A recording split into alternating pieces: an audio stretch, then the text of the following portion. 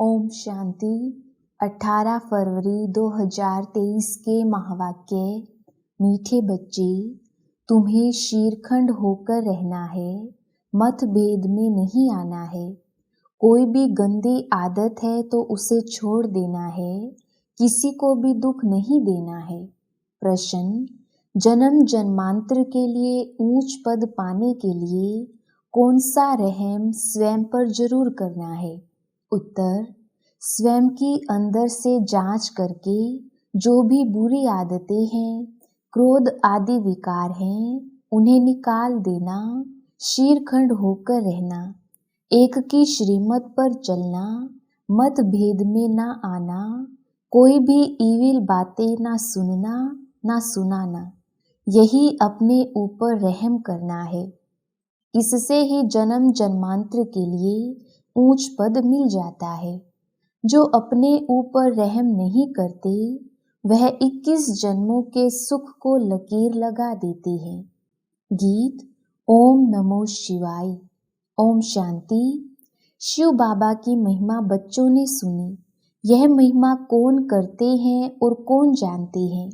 सिर्फ ब्राह्मण कुल भूषण अर्थात नई मनुष्य सृष्टि की संप्रदाय, जिन्हें परमपिता परमात्मा ने अपना बनाया या जन्म दिया है, वही जानते हैं।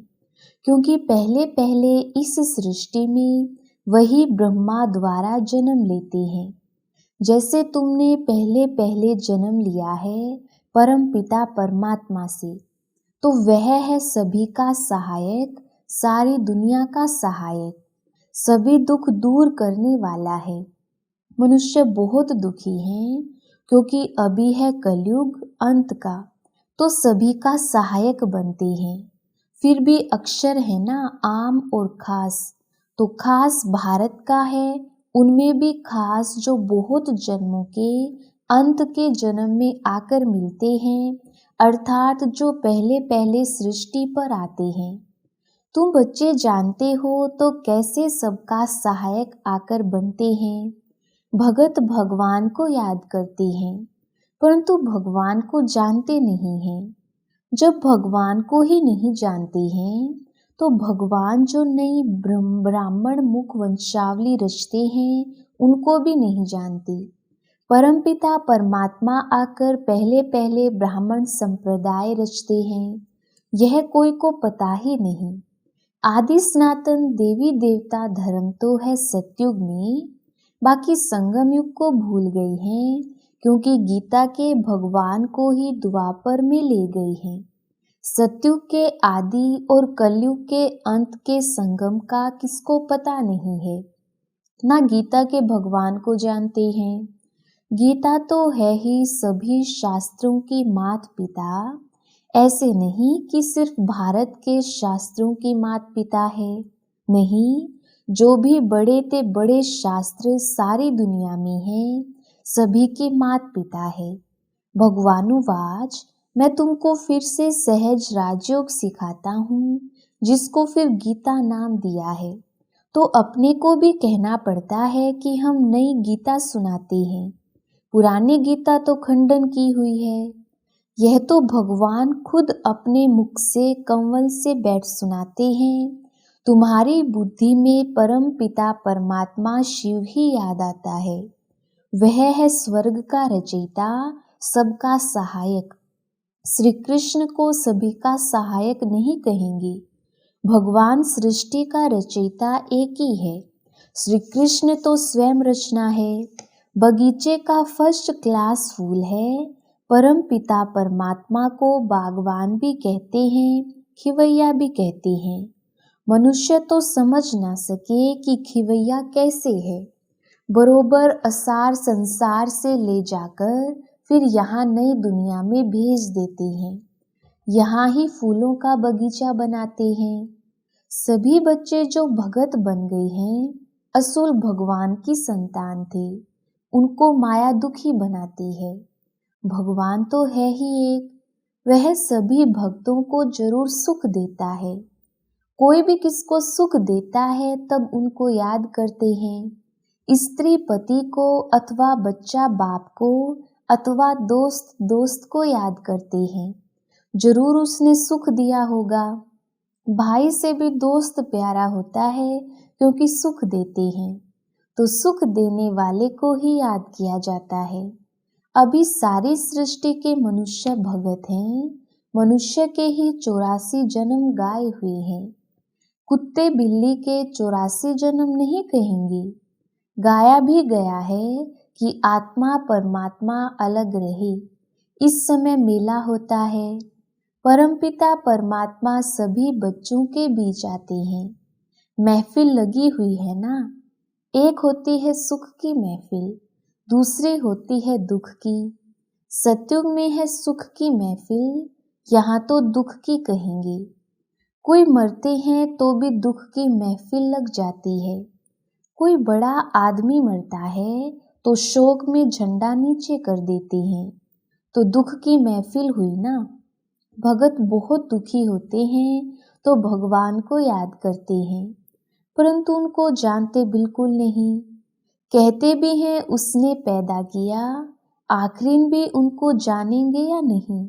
अंत में गायन करते हैं, हे भगवान तेरी लीला अपरम अपार है, महिमा गाई हुई है।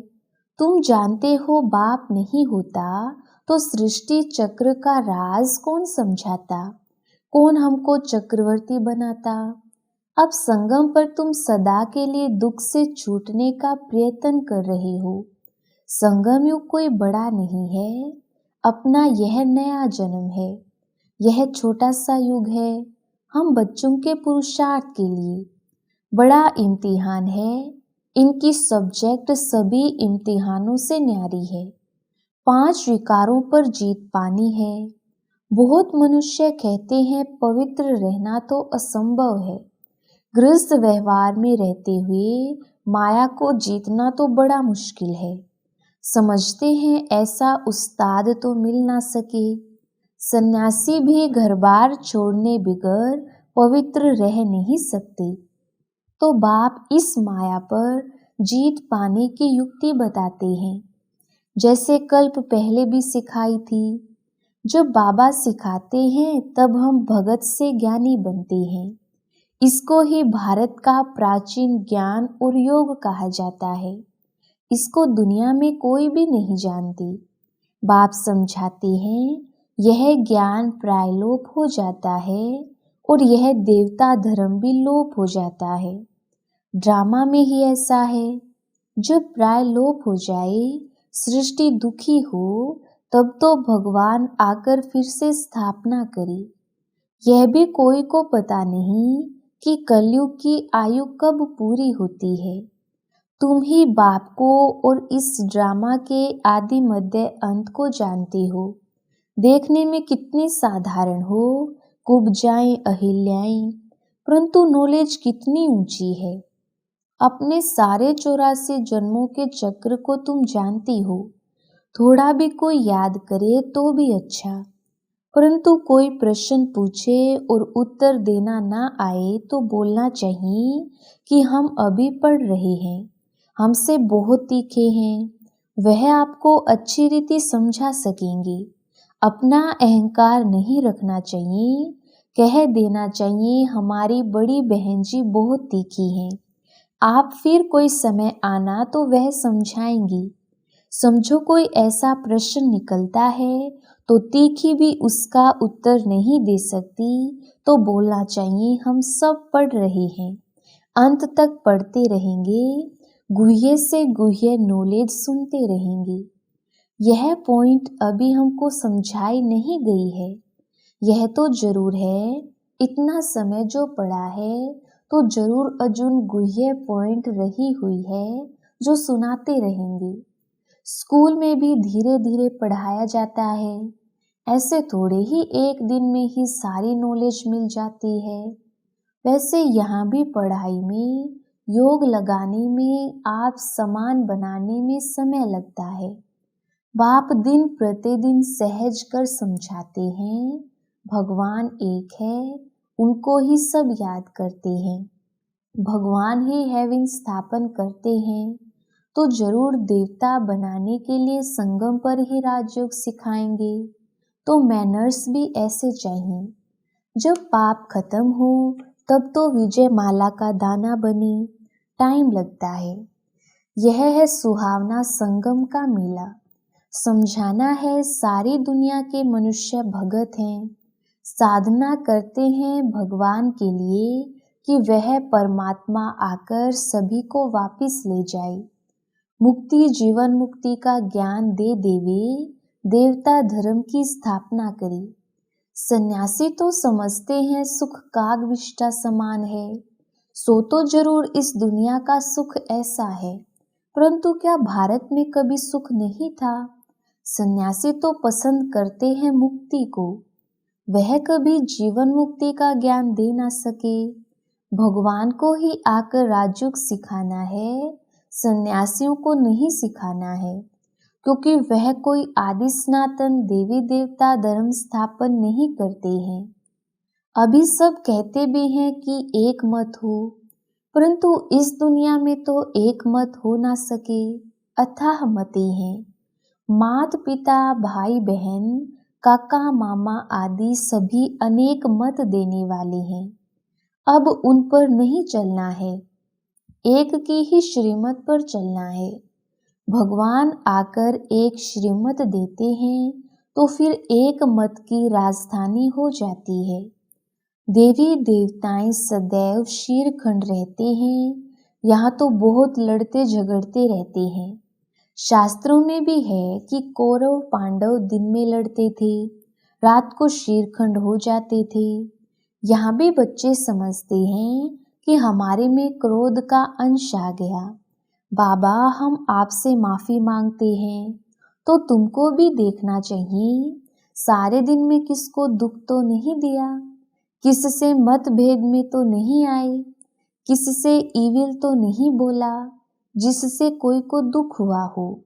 ईविल तो कभी नहीं सुनना चाहिए, ऐसा कुछ देखा सुना तो बाप को बतलाना चाहिए।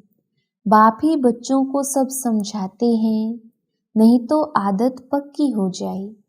कोई में कोई भी गंदी आदत है तो छोड़ देना चाहिए, नहीं तो पथ भ्रष्ट हो पड़ेंगे। बादशाही के आगे प्रजा के नौकर चाकर गरीब ही कहेंगे ना। यह मजदूर लोग क्या हैं, वहाँ भी मकान बनाने वाले तो होंगे ना। तो बाप समझाते हैं कभी लून पानी नहीं होना चाहिए। क्रोध करना बहुत बुरा है, जन्म जन्मांतर के सुख को लकीर लग जाती है। अपने ऊपर रहम करते रहो। ज्ञान मार्ग में मैनर्स बहुत अच्छे चाहिए। 5 भूतों को भगाते रहो। बाप श्रीमत देते हैं और क्या करेंगे। बहुत लिखते भी हैं कि बाबा हमारा क्रोध छूट गया है, बीड़ी पीना आदि गंदी आदतें छूट गई हैं, तो गोया अपने पर रहम किया ना। अब हेवनली गॉड फादर स्वर्ग का पद प्राप्त कराने हमको पढ़ा रहे हैं, ऐसा बुद्धि में आता है। यह नशा रहना चाहिए, जितना याद करेंगे उतनी खुशी रहेगी। भल भगवान को सभी तो नहीं जानते, परंतु ना जानते भी कल्याण तो सभी का होना है। सभी को यह पता पड़ जाए कि भगवान आया है तो यहाँ भीड़ मच जाए, चींटियों मिसल आकर इकट्ठे हों, मिल भी ना सकें, इसलिए बड़ा कायदे से यह ड्रामा बना हुआ है। अच्छा, मीठे मीठे सिकिलधे बच्चों प्रति माता पिता बाप दादा का याद प्यार और गुड मॉर्निंग। रूहानी बाप की रूहानी बच्चों को नमस्ते। हम रूहानी बच्चों की रूहानी बाप दादा को याद प्यार, गुड मॉर्निंग और नमस्ते जी। धारणा के लिए मुख्य सार। पहला पॉइंट, ज्ञान और योग सीख। भगत से ज्ञानी तू आत्मा बनना है। गृहस्थ व्यवहार में रहते माया को जीतना है, पवित्र जरूर बनना है। दूसरा पॉइंट, ज्ञान मार्ग में बहुत अच्छे मैनर्स धारण करने हैं, बहुत बहुत मीठा निरअहंकारी बनना है, इविल बातें नहीं बोलनी है, मतभेद में नहीं आना है। वरदान, समेटने की शक्ति द्वारा पेटी बिस्तरा बंद करने वाले, समय पर एवर रेडी भव। विस्तार। एवर रेडी उसे कहा जाता जो समेटने की शक्ति द्वारा देह के संबंध, पदार्थ, संस्कार सबका पेटी बिस्तरा बंद करके तैयार हो। इसलिए चित्रों में भी समेटने की शक्ति को पेटी बिस्तरा पैक किया हुआ दिखाते हैं। संकल्प भी ना आए कि अभी यह करना है, यह बनना है, अभी यह रह गया है। सेकंड में तैयार, समय का बुलावा हुआ और एवर रेडी। कोई भी संबंध व पदार्थ याद न आए। स्लोगन, परमात्मा के गुणों और शक्तियों को स्वयं में धारण करना ही महान तपस्या है। अच्छा, ओम शांति।